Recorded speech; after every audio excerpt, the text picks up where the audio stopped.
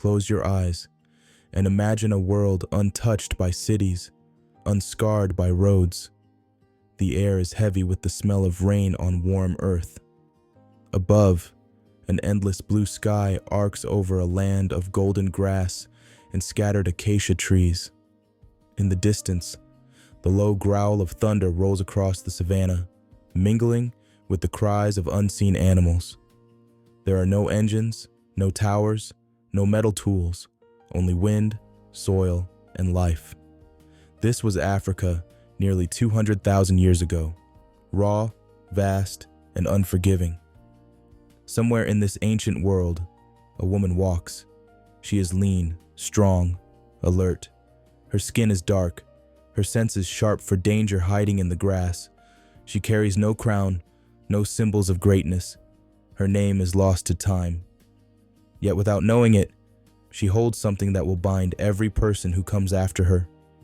Something so small it cannot be seen, yet so enduring it will outlive kingdoms and empires. Today, we call her Mitochondrial Eve. Her name sounds like legend, but her story is written in science, etched into the chemistry of every cell in your body. Inside each of us is a record of survival, a thread that runs through mothers and daughters, unbroken for nearly 200,000 years. And here's the part that should stop you cold. Every person alive today, 8 billion people, shares this single maternal ancestor. How can that be? The answer lies in a tiny structure inside your cells, the mitochondrion. These microscopic engines power life, and inside each one is a short strand of DNA. Unlike the DNA in your chromosomes, which shuffles and mixes every generation, mitochondrial DNA is different. It passes from mother to child unchanged, except for rare, predictable mutations. No fathers contribute to this code, no genetic reshuffling, just a straight line from one woman through time to you. But don't misunderstand. Mitochondrial Eve was not the first woman. She wasn't the only woman alive in her day. Thousands walked the earth beside her, each with their own families, their own struggles. But over the millennia, lineages break. Daughters die young. Families vanish in drought or disease. Whole clans disappear without a trace. In the end, only one maternal thread endured. One. And it is humming inside your cells right now. Think about that for a moment. Every empire, every border, every identity humanity has invented, none of it erases this truth. Beneath all those differences, we are strands of the same web, woven from the same root. That's not philosophy. That's measurable fact. So who was this woman? What did her world look like? And how did her line survive when thousands of others fell silent? To answer that, we need to step back into her world, feel the ground beneath her feet, and see the forces that shaped humanity's dawn. Because understanding Eve means understanding ourselves, and that journey begins now.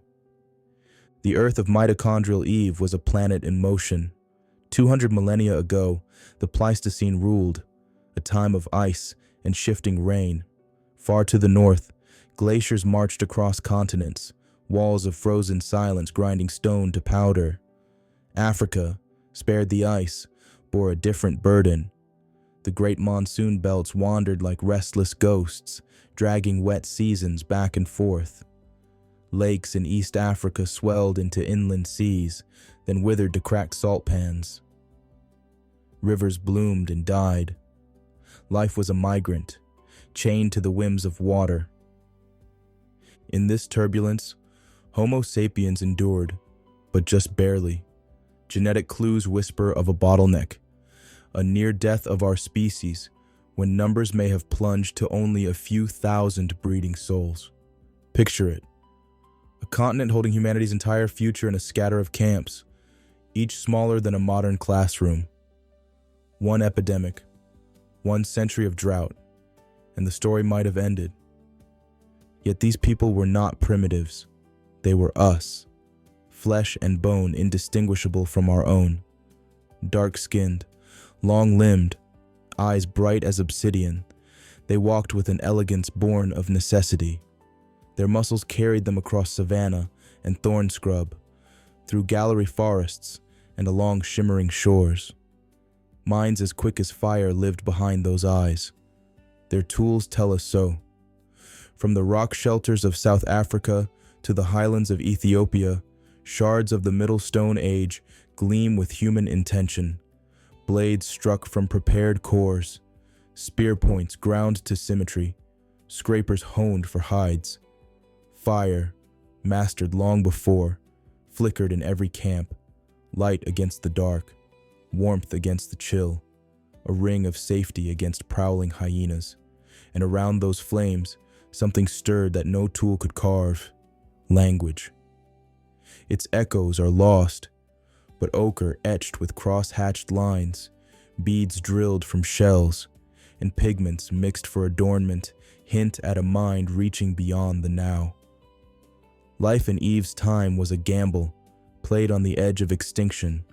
Lions crouched in the grass, crocodiles haunted the rivers. A snapped bone or festering cut could tip the scales. Women bore children at a cost, measured in blood and breath. Half of them, perhaps more, never saw adulthood. And yet, in this crucible, humanity's genius hardened.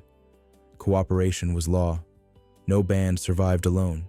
They shared meat torn from fresh kills, roots dug from stubborn soil, fish coaxed from shrinking pools. They read the sky like scripture, the spoor of antelope like a map. In their memory lay their hope. Night would fall on these wanderers as it falls on us still. Stars flung like sparks across a velvet dome, fire painting faces in amber light. Words, fragile threads of sound, wove bonds of trust and tales of meaning. Here, in whispers under constellations, began the long road to myth, art, and science. And somewhere in that scattered tapestry moved the woman we call Eve. She was no matriarch, no chosen vessel, just a mother among mothers. Yet through her would flow an unbroken current, carrying life across eons to every ear hearing these words. To understand her world is to glimpse the storm that forged our species, the narrow gate through which all futures passed. Now, with the ground beneath her feet vivid in our minds, we turn to the proof etched in molecules, the discovery that revealed her existence and rewrote the human story. The story of Mitochondrial Eve begins not with bones, but with molecules. For centuries, we tried to read human origins from the scraps time left behind. A jaw fragment in one cave, a skull cap in another. These relics spoke in riddles, their answers shaded by interpretation. Were modern humans the result of a single origin or a mosaic of parallel evolutions across continents? The dominant view for much of the 20th century was multi-regionalism, the belief that populations in Africa, Europe, and Asia evolved into modern humans together, exchanging genes like merchants trading goods along a vast network. The idea seemed to fit the scattered fossil record. But something was missing, a thread tying it all together. That thread came from a molecule smaller than any bone, smaller even than a grain of dust, mitochondrial DNA. It began quietly in the 1970s. At the University of California, Berkeley, Alan Wilson and his students, Rebecca Cann and Mark Stoneking, were asking an audacious question. Could we trace human history not through stone, but through blood? They turned to mitochondria, those microscopic engines in every cell that convert food into energy. Each mitochondrion carries its own genetic script, a tiny circular strand of DNA, just 16,569 base pairs long. Unlike the 3 billion letters of nuclear DNA, which shuffle with every generation, Mitochondrial DNA runs like a clean, unbroken thread from mother to child. Fathers contribute nothing to this code. It is the purest maternal legacy imaginable. But here's the miracle. Mitochondrial DNA is stable, yet not static. Every few thousand years, a mutation appears, a single letter in the code changed by chance. These mutations don't rewrite life, they simply tag the lineage, like marks on a measuring stick. And because they occur at roughly predictable intervals, they form a molecular clock. Count the differences between two mtDNA sequences, and you can estimate how long their maternal lines have been apart. Calibrate that clock against fossils and archaeological dates, and you have a timeline written into flesh itself. In the early 1980s, Can, Stone King, and Wilson collected mtDNA from people across the planet. Sand hunter-gatherers in southern Africa, Highland Papuans, indigenous Australians, Arctic Inuit, Europeans, Asians, Native Americans. They sequenced fragments of the control region, the fastest evolving part of the mitochondrial genome, and fed the data into computers. The algorithms mapped genetic distances as branches of a tree. When the image resolved on their screens, it shattered old certainties. Every branch, every lineage, traced back to Africa. All converged on a single route, dating to roughly 150,000 to 200,000 years ago. In that moment, the debate changed forever. The team published their findings in Nature in 1987. The media exploded with headlines. The mother of us all. Reporters christened her Eve, a name that carried myth in its syllables, inviting confusion. She was not the first woman. She was not alone. She was simply the most recent common maternal ancestor of all living humans. The one woman whose mitochondrial line never broke. Others lived and bore children, but over millennia, their daughters dwindled. Some families ended in generations of sons. Others perished in drought, disease, or accident. Only one maternal thread wove its way through 8,000 centuries to bind every living person today. The discovery ignited controversy. Advocates of multi-regionalism fought back. Could the mutation rate be wrong? Could parallel mutations, homoplasies, falsify the branching pattern? Was the sampling biased? For years, journals brimmed with rebuttals, but technology marched on. By the mid-1990s, whole mtDNA genomes were sequenced, refining the tree. Nuclear DNA studies joined the chorus. Y chromosome data unveiled a paternal echo. Y chromosomal Adam, who lived intriguingly at a similar but not identical time. The weight of evidence grew impossible to ignore. Today, the African origin of modern humans is not speculation. It is bedrock. Fossils confirm it. Archaeology aligns with it. And the molecules hum the same tune. So what does this mean for us, practically? It means the story of humanity is a branching tree, and the root is Mitochondrial Eve. From her radiate the great maternal haplogroups, families of lineages defined by specific mutations. The earliest split gave rise to haplogroup L0, marked by changes at sites such as 15,930 and 16,129 in the mitochondrial code. This is the oldest surviving branch, found today among Khoisan-speaking peoples of southern Africa. Their DNA is a living archive, preserving echoes of a world 200 millennia gone. From L0 emerged L1 and L2, spreading across Central and Western Africa. And from L3, a daughter of this ancient tree, came the lineages that would leave Africa between 60,000 and 70,000 years ago, seeding the continents with human life. Every mtDNA lineage outside Africa runs through L3.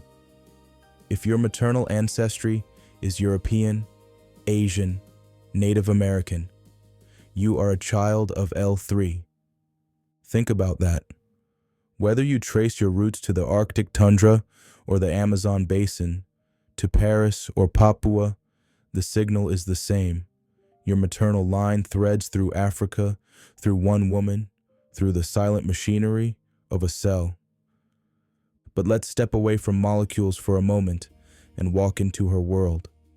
Picture dawn on the African savanna.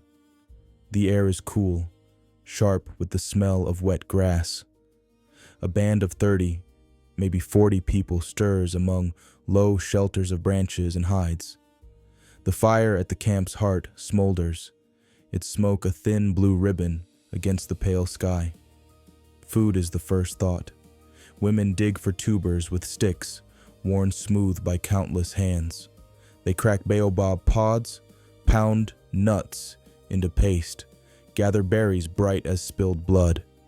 Men fan out with spears tipped by stone points, flaked from river cobbles, their shafts hardened in fire. A kill means meat, fat simmering over flames, marrow sucked from bones. Failure means hunger. Always, the margin is thin. And yet life was not only survival. In caves along South Africa's southern coast, archaeologists have found ochre nodules etched with deliberate cross-hatchings, symbols, not scratches. Shell beads stained with pigment whisper of adornment of identity worn against skin. Here are the embers of art, ritual, maybe belief, the beginnings of the invisible architecture of mind. These people were not brutes in skins. They spoke, they planned, they imagined. Still, death walked close. A broken leg could mean doom. Infection killed silently. Childbirth was a gamble often lost. Perhaps half of all infants never saw their first rains. In this crucible, cooperation was law. They shared food and fire, knowledge and care. They read the land with eyes honed by necessity. Which river would outlast the drought? Which berries ripened first? Where the herds would pass when the rains returned? Elders carried maps in memory, stories in voice. At night, under a sky pricked with fire, they told those stories, lessons, warnings, wonders, while sparks rose like prayers. And among them walked the woman we call Eve. Not a queen, not chosen, just a mother whose mitochondrial legacy would ripple through time like rings on water. She never knew that from her would come cities and satellites, music and mathematics, the voices speaking these words. She had no prophecy, only a task as old as life, to live, to love, to keep her children breathing through another dawn. Why does her story matter? Because in her mitochondria, in yours, beats a truth that humbles every notion of division. We are one family, 8 billion branches, one root, borders, races, nations, all recent scribbles on a scroll written in the deep ink of time. That is not metaphor. It is measurable fact. From this point, the narrative of humanity fans outward. Haplogroups L0, L1, and L2 will trace Africa's deep history. L3 will march beyond, splintering into M and N, and from them, the maternal clans that spread across Asia, Europe, Oceania, and the Americas. But every branch, every leaf, whispers the same beginning. A woman on an African plain, 200,000 years ago, her fire crackling under a sky thick with stars. When news of Mitochondrial Eve broke in 1987, it didn't just rewrite textbooks, it rattled the bones of anthropology. "This is a bombshell," one researcher told Science News at the time. For decades, the multi-regional hypothesis had held sway in many halls of academia. Its defenders bristled at the notion that a handful of molecules could topple a century of fossil-based frameworks. Letters poured into journals, some measured, others seething. Couldn't the mutation clock be wrong?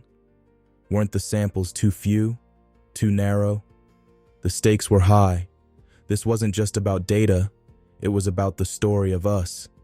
Yet the story refused to bend. As sequencing grew sharper, as databases swelled, the branches on the mitochondrial tree only converged tighter on Africa. Y chromosome evidence chimed in, followed by whole genome studies. Even the stubborn multi-regionalists conceded the core truth: modern humans share a recent African origin. Yes, traces of Neanderthal and Denisovan DNA in non-African genomes would later add nuance, but these were side notes in a melody whose root remained the same. The impact was seismic. Ancestry ceased to be guesswork drawn from skull shapes and toolkits. It became measurable, testable, repeatable, and from that measurability bloomed an industry. Today, millions mail their DNA to labs and wait for the map of their maternal and paternal lines. They learn that mitochondrial haplogroups, those cryptic codes like L0, H, U, K, are keys to epic migrations. That every branch on their chart whispers of deserts crossed, mountains scaled, oceans dared. But this revolution did more than feed curiosity. It armed medicine with insight. Mitochondrial DNA mutations, once markers of migration, became clues in the hunt for disease mechanisms. Population genetics, sharpened by Eve's legacy, now tracks pathogens, models pandemics, even informs conservation biology.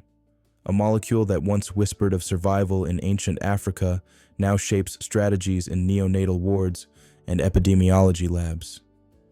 And then there is the cultural tremor, the slow quake that shifts how we see one another.